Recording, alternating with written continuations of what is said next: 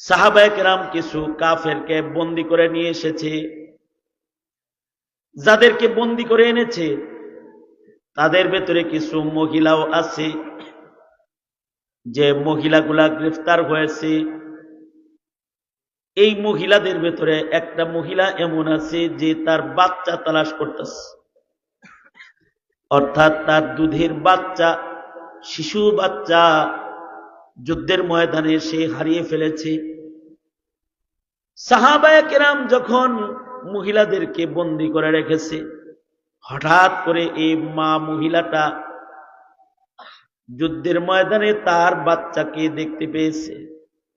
আর মা তার বাচ্চা দেখার সাথে সাথে পাগলের মতো বাচ্চার দিকে দৌড় দিয়েছে, বাচ্চাটাকে বুকে নিয়েছে, নিজের স্তনের দুধ বাচ্চাকে পান করাইছে। মা যে নিজে বন্দী এ কথা মা ভুলে গেছে। সন্তান পেয়ে সন্তানকে আদর যত্ন করে খানা খাওয়াচ্ছে, বুকে লইতেছে, আদর করতেছে। সাহাবায়ে কেরাম সন্তানের প্রতি মার আবেগপূর্ণ ভালোবাসা, সাহাবায়ে কেরাম নজর করে তাকায় তাকায় দেখতেছে। আল্লাহর রাসূল সাল্লাল্লাহু আলাইহি ওয়াসাল্লাম নিজেও মায়ের ভালোবাসা দেখতেছে। এক পর্যায়ে আল্লাহর রাসূল বললেন, সাহাবীরা, এ মায়ের তার বাচ্চার প্রতি ভালোবাসা যতগুণ আছে, মা তার সন্তানকে যতটুকুন আবেগ দিয়ে ভালোবাসে, তার চাইতে কোটি কোটি গুণ বেশি আবেগ আর ভালোবাসা আল্লাহর পক্ষ থেকে তার বান্দার উপরে আছে। আল্লাহর কালামে কোরআনে হাকিমে কিছু কিছু জোড়া জোড়া বর্ণনা আছে, যুগল বর্ণনা। যেমন আল্লাহর কালামের একটা যুগল বর্ণনা হলো, আল্লাহ পাক যেখানেই নামাজের কথা বলেছেন সেখানে যাকাতের কথা বলেছেন। আকিমুস সালাহ ওয়া আতুজ যাকাত, এটি কোরআনে কারীমের জোড়া বর্ণনা, যুগল বর্ণনার একটি বর্ণনা। বহু কারণের ভেতরে একটা কারণ হলো দুই প্রকারের ইবাদত, ইবাদতে বাদানি, ইবাদতে মালি। বাদানি ইবাদতের শ্রেষ্ঠ ইবাদত নামাজ, মালি ইবাদতের শ্রেষ্ঠ ইবাদত যাকাত। কেউ যেন বাদানি ইবাদত করে ইবাদতকে শেষ না করে দেয়, মালি ইবাদত যেন বাদানি ইবাদত যেমন গুরুত্বের সাথে করে, সম পরিমাণ গুরুত্বের সাথে যেন মালি ইবাদত করে। যুগল বর্ণনা আল্লাহ পাকের কালামে আল্লাহ তাআলা দুই ইবাদতকে একত্রিত করে আলোচনা করেছেন। আমাদের সমাজে কিছু মানুষ আছে, যে মানুষগুলো নামাজ পড়ে কিন্তু যাকাত দেয় না, আছে না নেই? নেককার মানুষ ইবাদত বন্দিগি করে,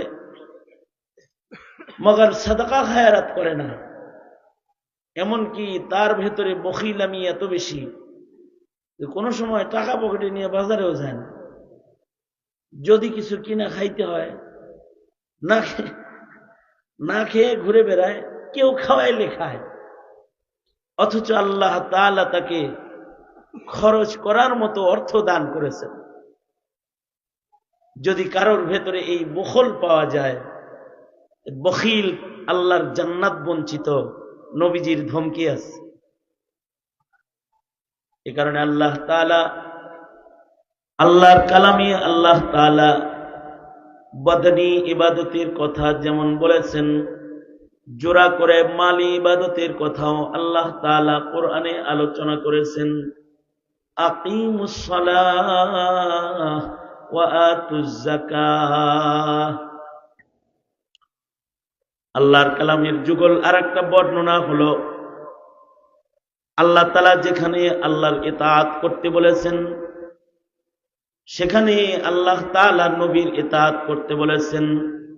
আতিউল্লাহ ওয়া আতিউর রাসূল।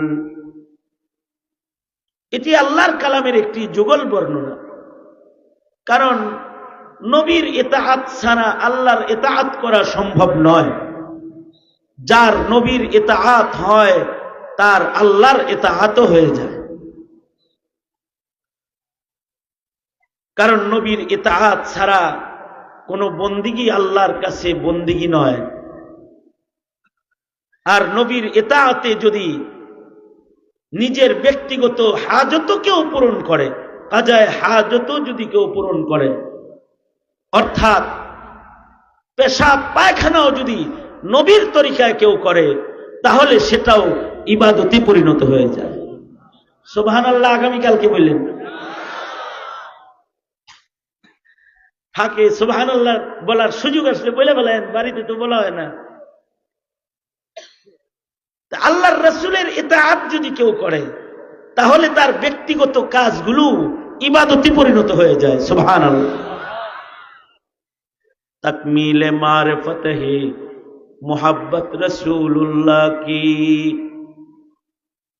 तकमीले मारिफत है मोहब्बत रसूलुल्लाह की, है बंदगी खुदा की है इताअत रसूलुल्लाह की, है बंदगी खुदा की है इताअत रसूलुल्लाह की। अतीउल्लाह व अतीउर रसूल, कारण नबीजीर इताअत करले जिंदगी बंदिगी হয়ে যায়। যাদের ভেতরে নবীর ইতাআত এসে যায় তাদের গোটা জিন্দেগিটাই বন্দিগি হয়ে যায়। এই কারণে আল্লাহ তাআলা আল্লাহর কালামে যেখানেই আল্লাহ পাকের ইতাআতের কথা বলেছেন সেখানে নবীর ইতাআতের কথা বলেছেন। আল্লাহর কোরআনের আরেকটা যুগল বর্ণনা হলো যেখানে আল্লাহ তাআলা আল্লাহর গোলামি করার আদেশ করেছেন, আল্লাহ তাআলা যেখানে আল্লাহর গোলামি করার আদেশ করেছেন, আল্লাহ তাআলা সেখানে মা বাবার খেদমত করার আদেশ করেছেন। ওয়াকাযা রাব্বুকা আল্লা তা'বুদু ইল্লা ইয়াহু ওয়া বিল ওয়ালিদাইনি ইহসানা। ইবাদত করবা আল্লাহ আর খেদমত করবা বাবা মার, ইহসান করবা বাবা মার। আল্লাহর কালামে আল্লাহর ইবাদতের সাথে মা বাবার খেদমত অথবা মা বাবার সাথে ইহসানকে জোড়া বানালেন কেন? তার বহু কারণের ভেতরে একটা কারণ হলো সন্তানকে মা বাবা মোহাব্বত করে সবচেয়ে বেশি, বান্দাকে আল্লাহ মোহাব্বত করেও 1000 কোটি গুণ বেশি। আল্লাহু আকবার বলেন। অর্থাৎ আমাদেরকে আমাদের মা বাবার চাইতে ভালোবাসার কেউ নাই। ভাইয়ের ভালোবাসার চাইতে মা বাবার ভালোবাসার পাওয়ার বেশি, বিবির ভালোবাসার চাইতে মা বাবার ভালোবাসার পাওয়ার বেশি, বাবার ভালোবাসার চাইতেও মার ভালোবাসার পাওয়ার বেশি। মা বাবা উভয়ের ভালোবাসা সবচেয়ে পাওয়ারফুল ভালোবাসা। মা বাবার ভালোবাসা সবচেয়ে বেশি, এ কারণে মা বাবার হক সবচেয়ে বেশি। মা বাবা আমাদেরকে ভালোবাসা অধিক থাকার কারণে কঠিন সময় আমাকে আপনাকে আব্বা আম্মা লালন পালন করেছে। যখন আপনার আমার পাশে কেউ ছিল না, আল্লাহ পাকের রহমত আর মা বাবার খেদমত। বাচ্চা ছিলাম, বাচ্চার সময় আল্লাহ পাকের রহমত আমাদেরকে হেফাজত করেছে। মায়ের পেটে আল্লাহর রহমতে আমাদের হেফাজত হয়েছে। আল্লাহর ভালোবাসায় মায়ের পেট থেকে আমরা দুনিয়ার এই জগতে এসেছি। আল্লাহর ভালোবাসায় ছোট্ট বদনে শ্বাস প্রশ্বাস দেহের সকল অঙ্গ প্রত্যঙ্গ আল্লাহ তাআলার রহমত দিয়ে সচল রেখেছেন। আল্লাহ তাআলা ভালোবাসা দিয়ে বান্দাকে লালন পালন করেছেন। আর জন্মের পরে এই অচল মানুষটার খেদমত ভালোবাসা মা বাবার অন্তরে পুঁতে দিয়ে আল্লাহ তাআলা মা বাবা দিয়া বাচ্চার খেদমত করাইছেন। এ কারণে আল্লাহ তাআলা বলেন খেদমত করবা মা বাবার আর ইবাদত করবা আমার। বাচ্চা বয়সে তোমার উপরে ইবাদতের হুকুম ছিল না, তোমার প্রতি ছিল আমার ভালোবাসার নির্দেশনা। যখন বালেগ হইছো, এবার তুমি মুকাল্লাফ, তোমার উপরে আমার ইবাদত ফরজ। তুমি যতদিন ইবাদত করার ব্যাপারে অযোগ্য ছিলে, দুর্বল ছিলে, তখন দুইজন তোমাকে ভালোবাসা দিয়ে তোমার খেদমত করেছে। এবার তুমি তাদের খেদমত করো। ইবাদত করবা আমি আল্লাহর, আর খেদমত করবা মা বাবার। আশ্চর্য বিষয় হলো হাদিস শরীফের ভেতরে আল্লাহর নবী আল্লাহর ভালোবাসাটা আমাদের জন্য কেমন, এইটা বুঝার জন্য নবীজি বারবার মায়ের ভালোবাসা বাবার ভালোবাসাকে উপমা হিসেবে পেশ করেছেন। বুখারী শরীফে আছে এক গাজওয়া থেকে সাহাবায়ে কেরাম কিছু কাফেরকে বন্দী করে নিয়ে এসেছে। যাদেরকে বন্দী করে এনেছে তাদের ভেতরে কিছু মহিলাও আছে, যে মহিলাগুলা গ্রেফতার হয়েছে। এই মহিলাদের ভেতরে একটা মহিলা এমন আছে যে তার বাচ্চা তালাশ করতেছে, অর্থাৎ তার দুধের বাচ্চা, শিশু বাচ্চা যুদ্ধের ময়দানে সে হারিয়ে ফেলেছে।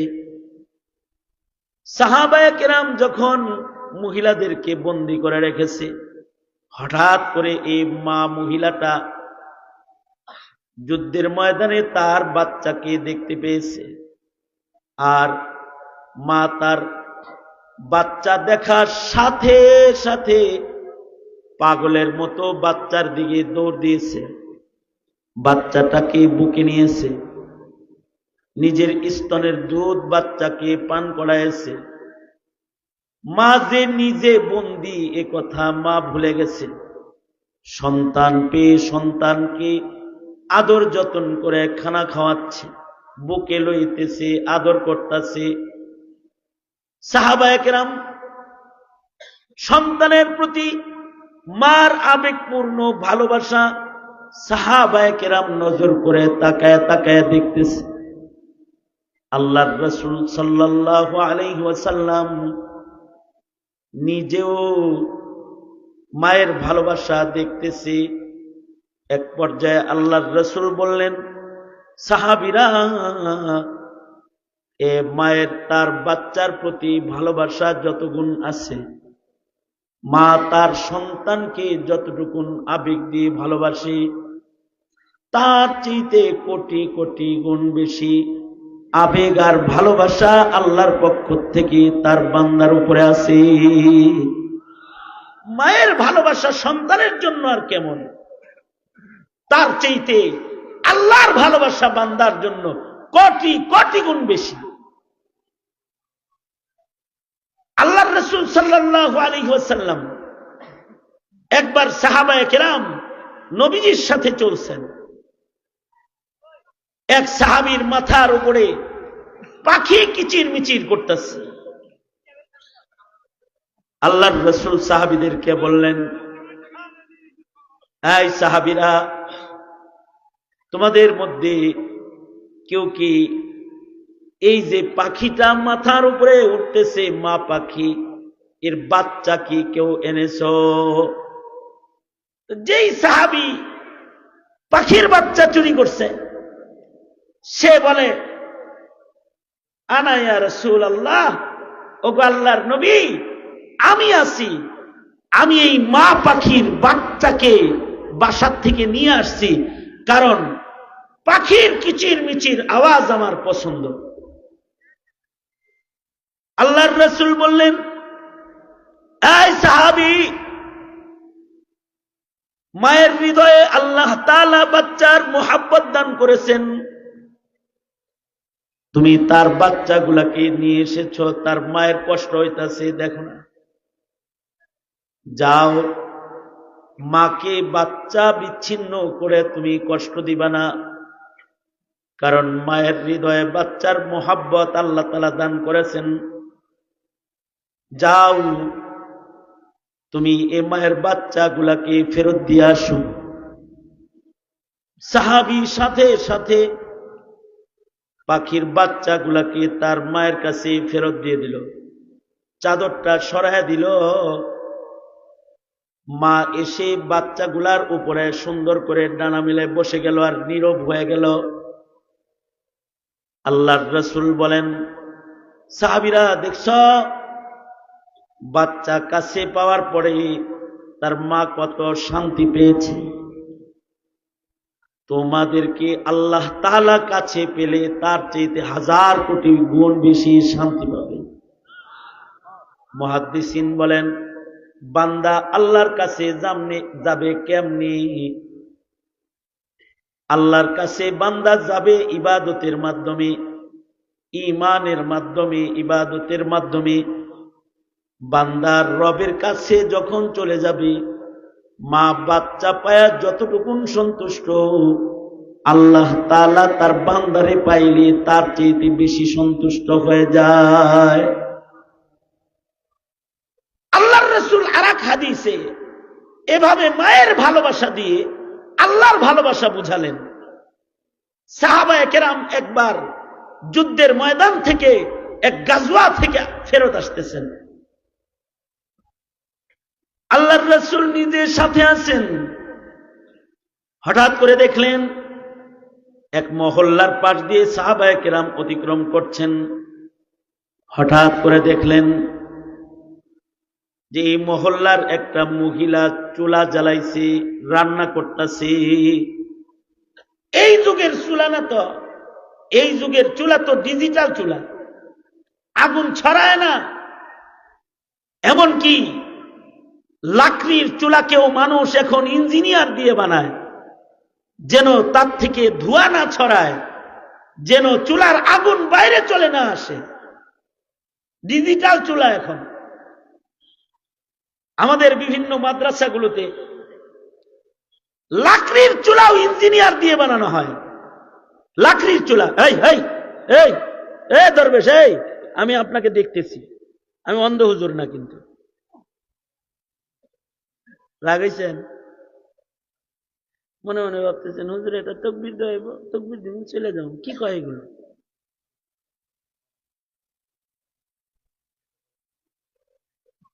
আহমকের পরিচয় দেওয়া ভালো না। নাকের কাছে বসে অন্যমনস্ক হওয়া ভালো না। ইমামে আজম আবু হানিফা রহমতুল্লাহ আলাইহি ইমাম মুহাম্মদকে উঠায় দিতেন, শুধু নড়াচড়া করতে, এই জন্য পিছনে যাও।